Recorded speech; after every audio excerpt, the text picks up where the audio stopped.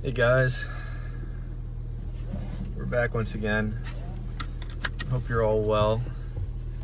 It's Tuesday at 5:05. Been seeing a lot of fives, the number 5 today. So say what you will about that, but just something that I've noticed. But again, hope you guys are doing well. I just got out. Good day today. Was pretty occupied for a good majority of it, and the time that I was occupied, I was having a good time. Things were going pretty smooth. Still learning and still growing as always, but yeah, good day today. Wasn't too bad at all. And just getting a little bit better every day, every week, and so on and so forth. So yeah, as always, all is good. TikTok, it's coming along. Finish line's in sight. I'm just, trying to do what I can to, make it as good as possible for you guys. So yeah, that should be out soon. Side note, today I was outside during lunch, and I was actually outside quite a bit today. Went on a run this morning and was outside during lunch, so got a good amount of fresh air, which is always really good and honestly really important to me. But was outside during lunch, and I've noticed that it's definitely long sleeve button down weather as it stands. Like prior weeks, not too long ago, you could easily get away with a polo, and maybe even in a polo you were a bit hot, but now you definitely need at least a long sleeve to get by. So I guess that means that fall really is setting in now. The air feels different, even smells different, and I don't know what it is about it, but it just smells like fall if you kind of let yourself notice it. I don't really know what fall smells like, but fall smells like fall, and if that makes sense, I think you'd agree with me. So yeah, just something that I've noticed today.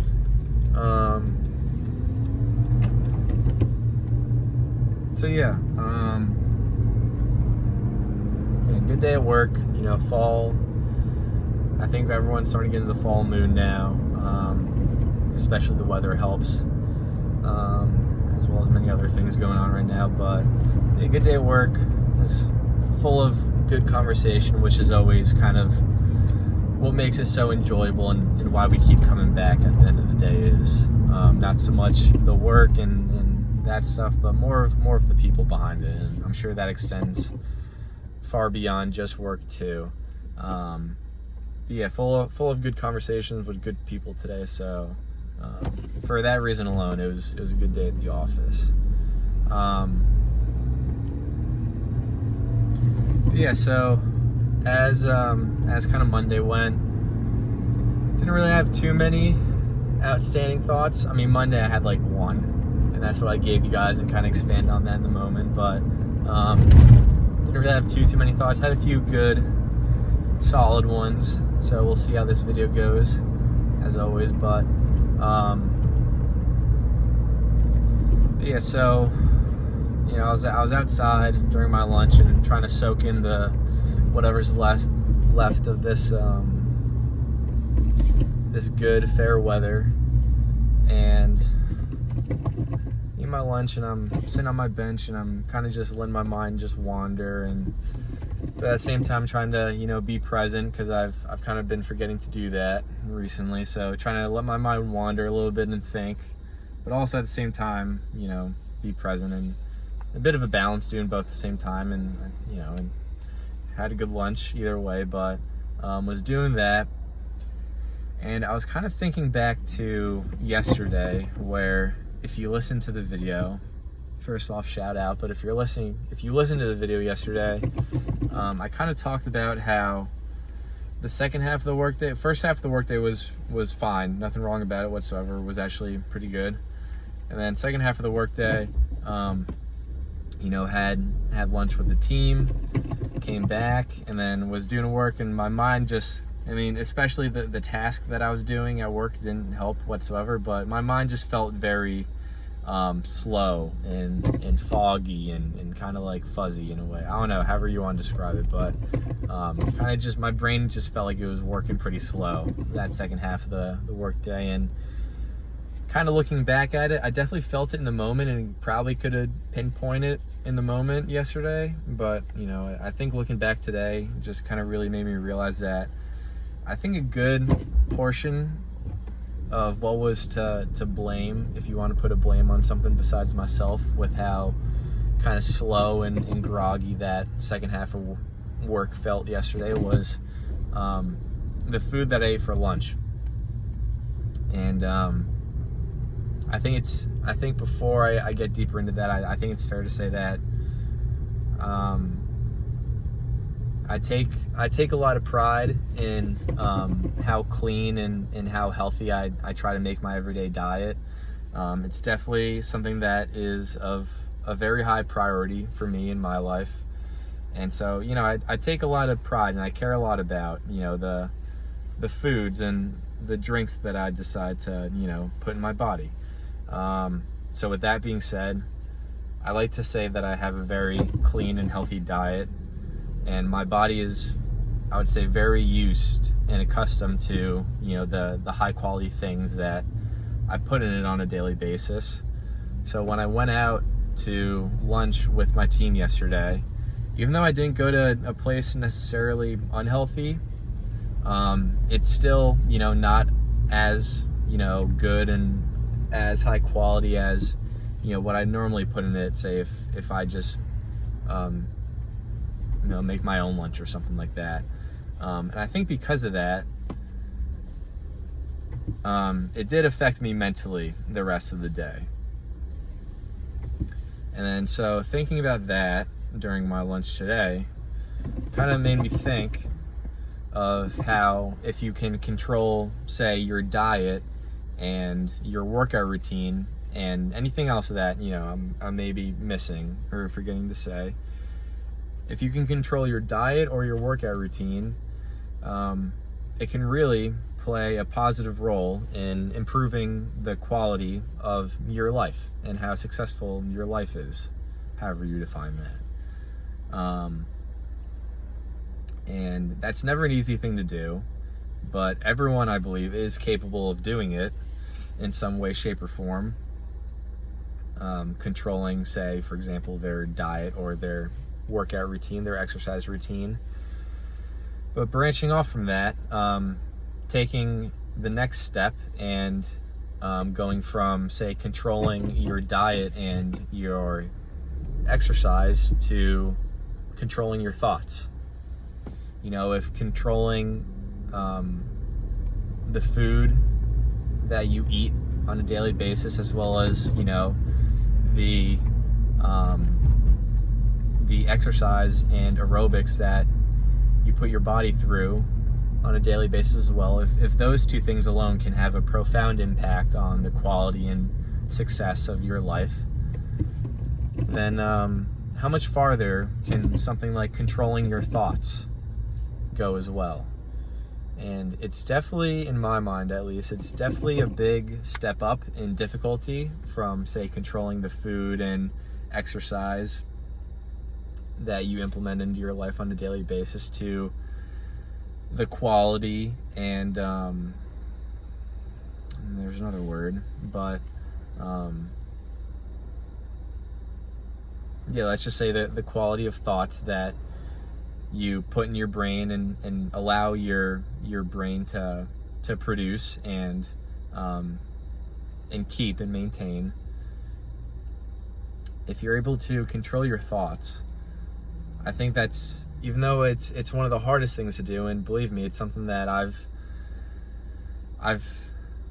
been working on for quite a while, and you know, it's something that I like to think I'm getting better at every day. But if you can control your thoughts, I think that the amount that your life can improve and the amount of success that you can achieve because of it is pretty immeasurable.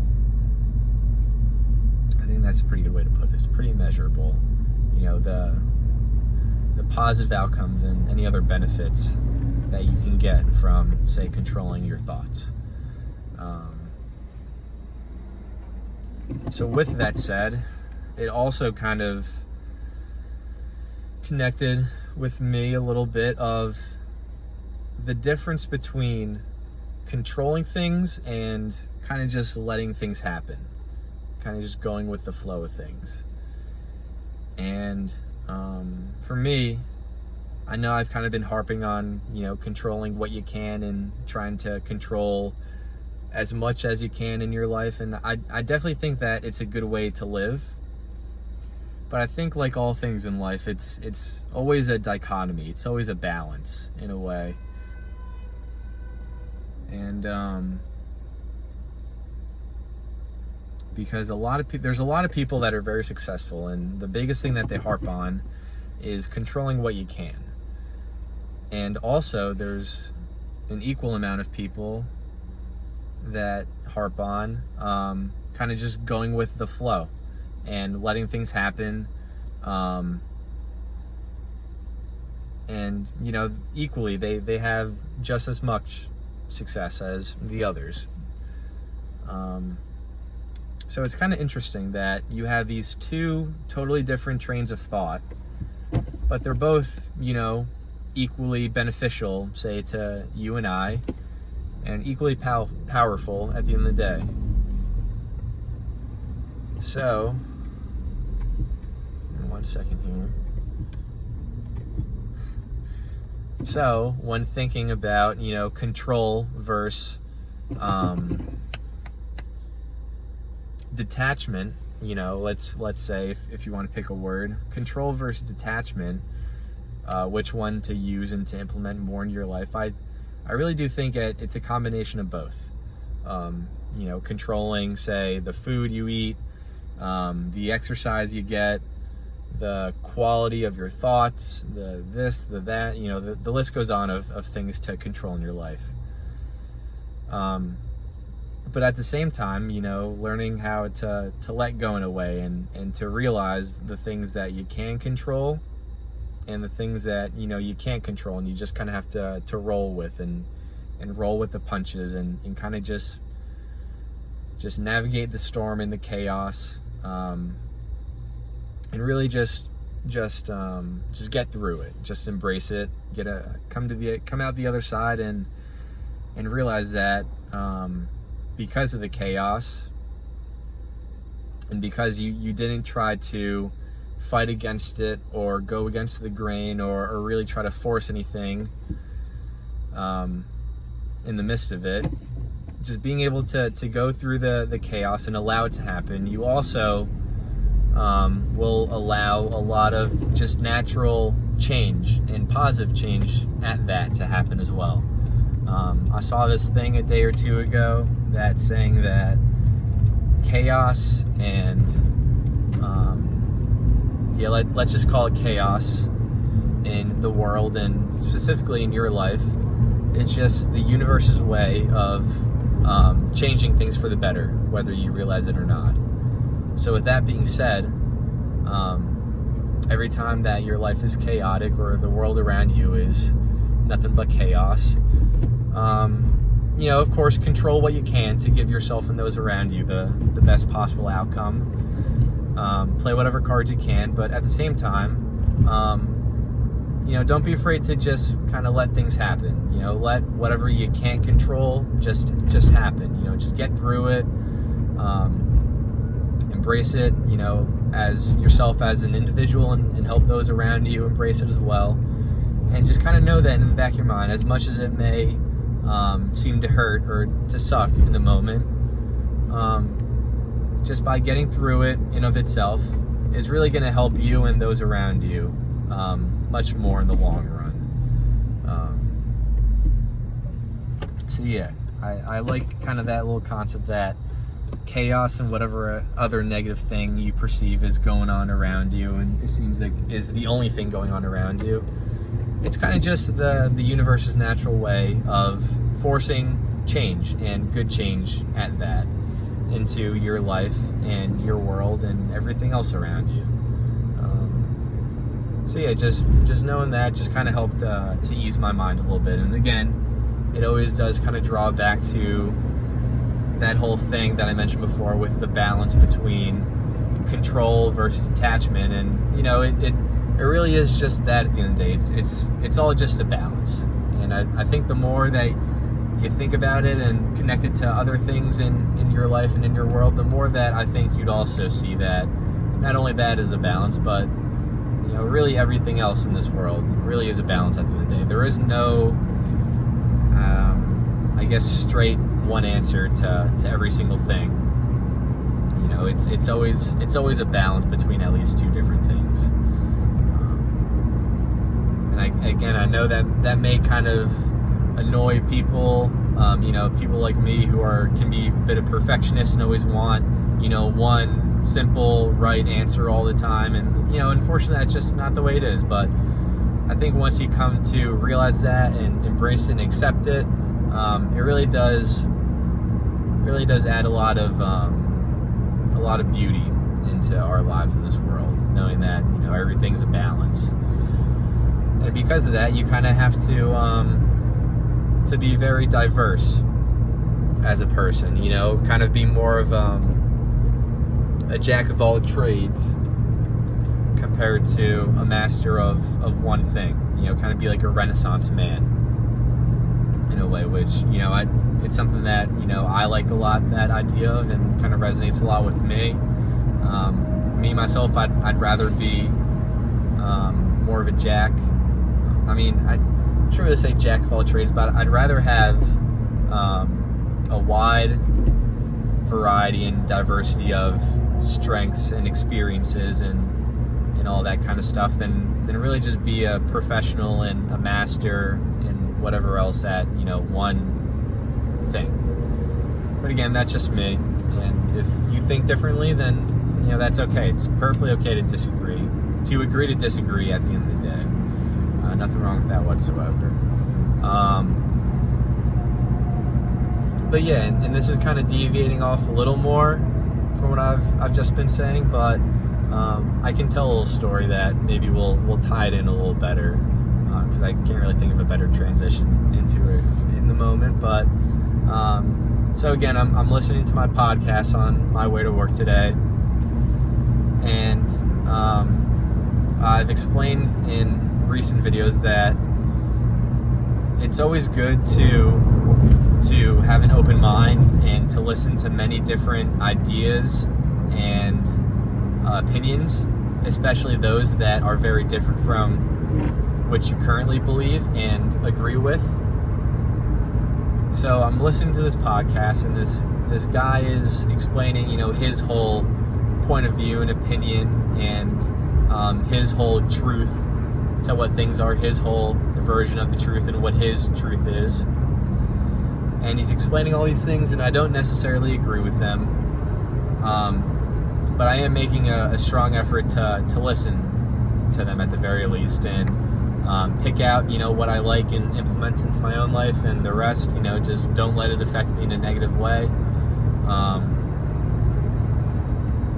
But he's giving out a lot of truths, whether they be specific versions of a truth or simply what his truth of something is. And I think, you know, when you're on that journey of discovering yourself and discovering truth, it's never an easy process. It's never an easy journey to do that and subject yourself to kind of all the darkness and all that stuff that many truths will kind of bring out. You know, oftentimes the truth hurts. Just to put it simply, to put it frankly, the truth hurts a lot of the time. But I think that, you know, listening to harsh or to hard truths is kind of a necessity when you're on that journey of discovering yourself and discovering what the truth is really at the end of the day. The truth hurts, but at the same time, it's a necessary growing pain, if you want to put it at that. So again, just trying to embrace that idea a little more, and you know, just listen to things that challenge my current way of thinking, for better or for worse. And yeah, just through that, expanding my mind and learning a little bit more, and just really about the world around me, as well as myself at the end of the day. And yeah, I think it's also something that I've kind of thought about and realized and noticed a bit more, is that the truth is always the truth, those two words in of itself, it's a very interesting, let's just say like two words, or let's just shorten it, like make it as simple as possible. Truth is a very interesting and very complex word in of itself, because I think that as much as, say, we may want to believe, there's a good chance in my mind that there is no simple, plain and simple, like end all be all, one and only truth to really anything in this world. I think that you can go through a lot of, say, pain and difficulty and trial and error, and really just, you can go through a lot of time trying to dig around and find all these truths, say, to the world and everything else concerning it. And once you get your hands on what you think the truth is, I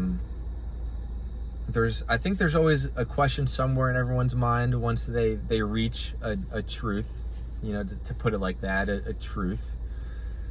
There's always a question in everyone's mind once they finally get there, or eventually get there, of, is this the real truth? Is this the full, true, 100% authentic, is this the truth?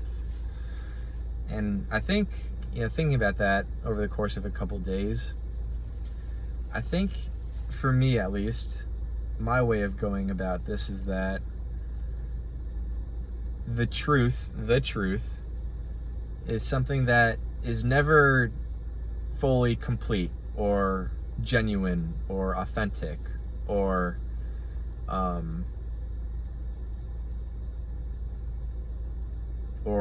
just, I guess, true in nature, if that makes sense. It's not a true truth.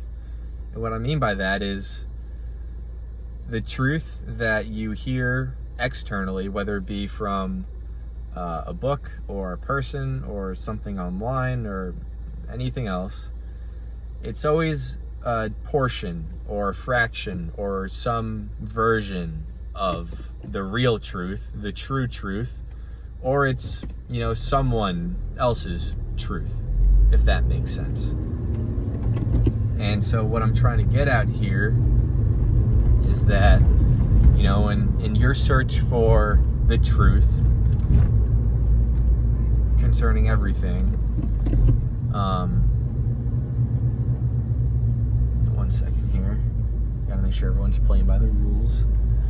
But when you're on your journey for finding truth in all areas of your life and the world around you, the only truth that you should really be making an attempt to find at the end of each day is not someone else's truth, or not some other version of a truth, but really, you should always be trying to find and to learn your truth. And what I mean by that is, I think you'll find that in searching for the truth behind everything, you hear a lot of different stuff, and a lot of truths that you'll hear will be very confusing and probably very painful in the moment, kind of like what I mentioned earlier. But you'll find a lot of truths out there, and they can all be talking about the same exact thing too. There's a lot of truths out there about the same exact thing, and you can agree and resonate with a lot of them, and you can do the opposite with a lot more. But what I think you should do is, at least for me, what I think you should do is don't take or don't adopt any one of those truths, because there's so many of them. Don't don't look at them and pick out your favorite and stick to it no matter what and be fully bought into that one truth alone. But, find all those truths and the ones that you resonate with and the ones that are even more so quite painful. Learn all of them. Keep all of them in mind and go through them and pick out what you like from every one of them. And use all those little puzzle pieces to build your own truth in a way, if that makes sense.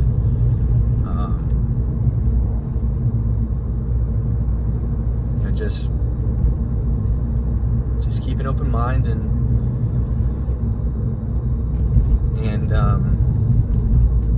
take the time and effort to find all those truths, and whether you like them or not, take whatever you like from each of them, even especially the ones that you don't like. Find something that you like from each of them and use them to create your own truth. And then from there, once you have your truth, that's really the only truth that should matter to you at the end of the day. And I do kind of like that whole concept that I gave you guys just now, because I mention in every couple of videos to find self and find truth. Those are two of the biggest missions and goals of all of our lives at the end of the day. And what I like about that is you can take it just how I just gave it to you guys. Find self and find truth. Do those two things in your life. But you can also look at it like, once you find self, you find truth. And you can even kind of vice versa it and say, once you find truth, you find self. And I think a big part of that, again, is doing your due diligence and finding all of those truths or versions of truths or external people's truths or fractions of truth or any other way that you want to word it. Find all those and take a little something from all those and use it to create something that's uniquely your own truth. And then from there, once you have that, of course, you should always be trying to build on it as much as you can. But, simply just follow your own truth at the end of the day. And I think you'll also find that your truth is something that can change really on a daily basis if you think about it. And that's not a bad thing at all if you ask me. If anything, I think it's quite a good thing, because it means that you're thinking and you're challenging not only the world around you, but yourself as well, and you're growing and you're becoming a better person because of it. So yeah, with that, just find your truth and keep expanding on your truth each day as well. And I find that I have a good feeling that if you can do that,